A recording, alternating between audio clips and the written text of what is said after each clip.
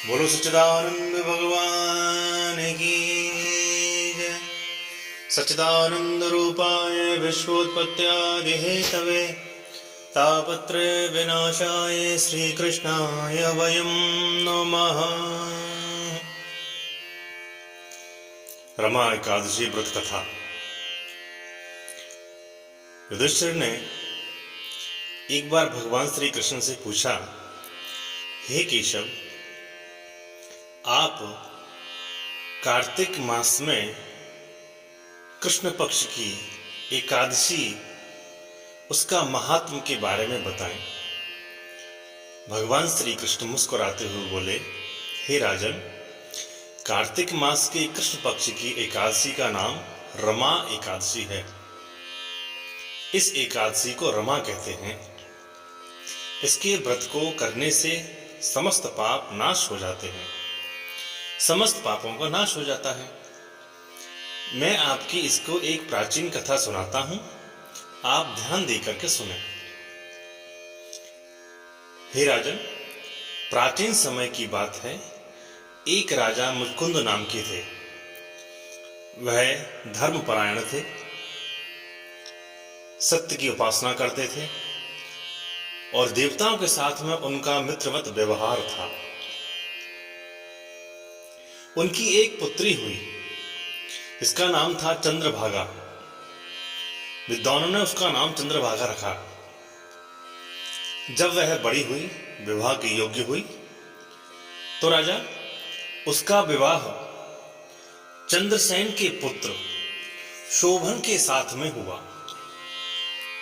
एक बार चंद्रभागा अपनी ससुराल में थी, तब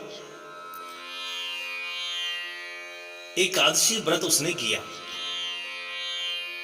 उसमें क्योंकि यह जो कन्या थी, यह कन्या बाल अवस्था से ही एकादशी व्रत करती थी।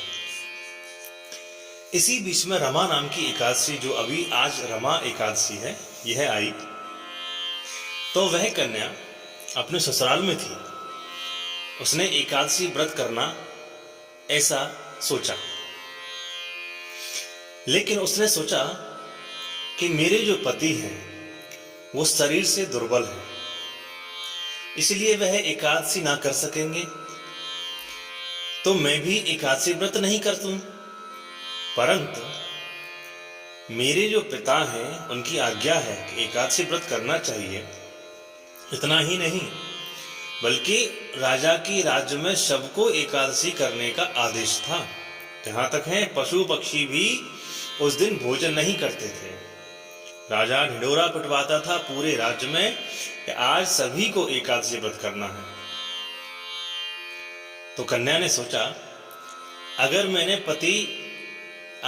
पति ने एकादशी का व्रत नहीं किया तो राजा उनको मृत्यु दंड दे सकते हैं। क्या करूं?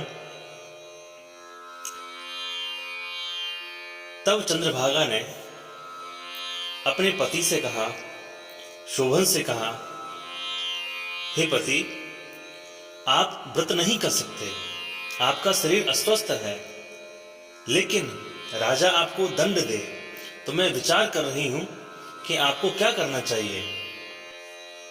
एक रास्ता है, यदि आप भोजन करना चाहते हैं और एकादशी व्रत करने के लिए आप स्वस्थ नहीं हैं, तो आप यह राज छोड़ करके कहीं दूर चले जाएं। वहां जाकर के आप भोजन कराएं और उसके बाद में अगले दिन आप आ सकते हैं। शोभन ने यह सुनकर के शोभन ने कहा, हे देवी, तुम्हारी इतनी आस्था मेरे लिए है और अगर मैं तुमको छोड़कर के कहीं दूसरे राज्य में जाकर के भोजन करूं तो यह उचित नहीं है। इसलिए मैं यह एकादशी अवश्य करूंगा, चाहे मेरी मृत्यु ही क्यों ना हो जाए। ऐसा ही हुआ। चंद्रभागा के पति ने एकादशी व्रत किया, लेकिन शरीर दुर्बल था, इसलिए भूख सहन नहीं कर पाया और शोभन की मृत्यु हो गई। तब राजा ने उसके मृतक शरीर को दहन करा दिया। चंद्रभागा भी अपने पिता के घर रहने लगी।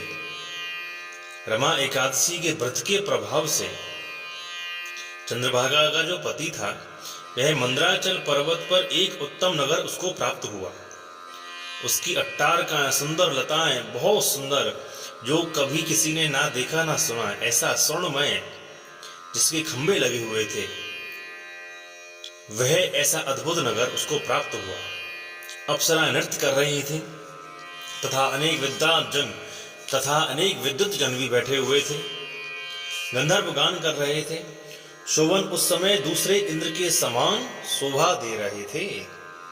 ऐसा लगता था जैसे कि इंद्र स्वर्ग में और यहाँ शोभन नाम के जो राजा हैं यह हैं, दूसरे इंद्र की जैसे प्रतीत होते थे। एक समय शोभन की राज्य में एक शर्मा नाम का ब्राह्मण आया। मुष्कुंद नगर में रहने वाला तीर्थ यात्री घूमता फिरता उस स्थान पर पहुंचा जहां पे शोभन का राज्य था। उसने शोभन को देख करके अचंभे में रह गया और वह उसके निकट गया।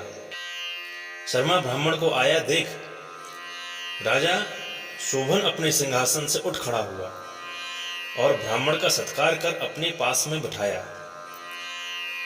अपने ससुर तथा पत्नी चंद्रभागा की कुशलता और समाचार पूछने लगे।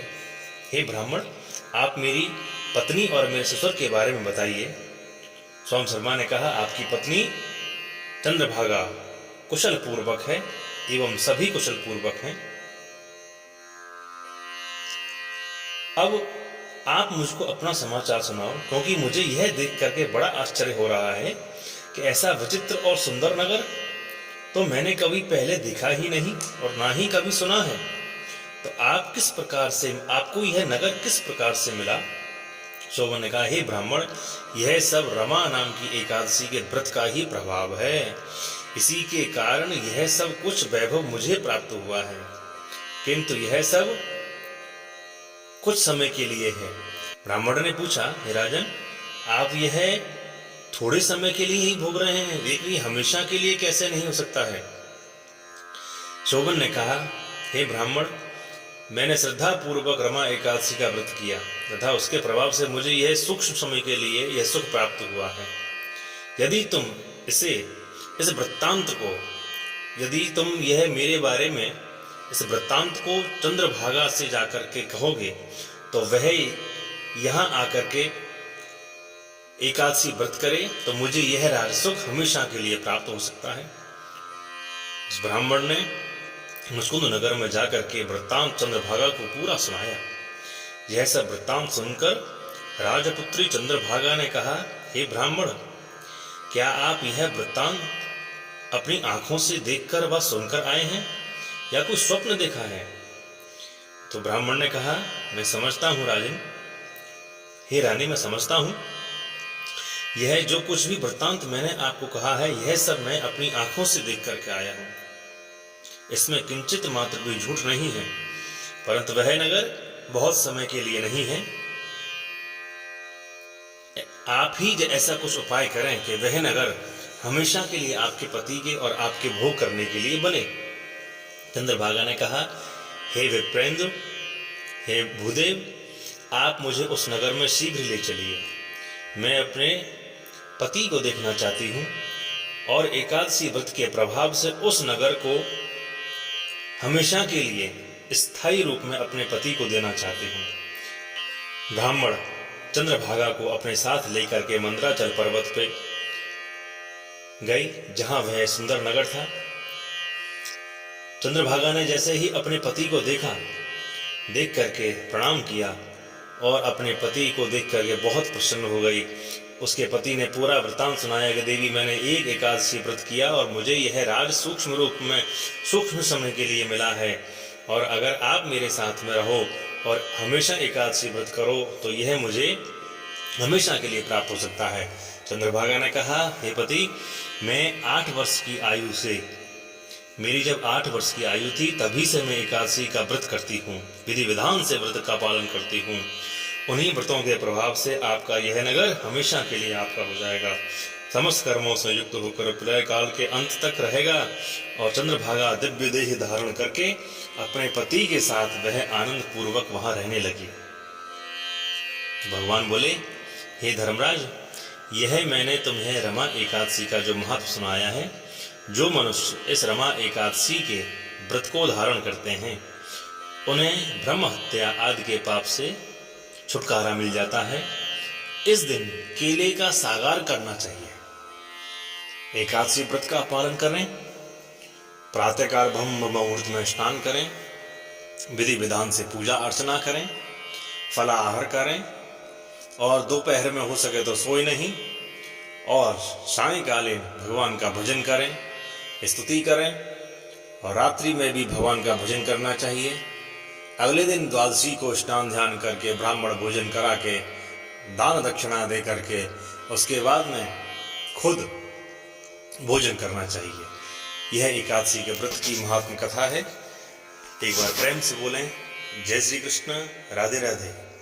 बोलो सच्चिदानंद भगवान की जय। जय जय श्री राम।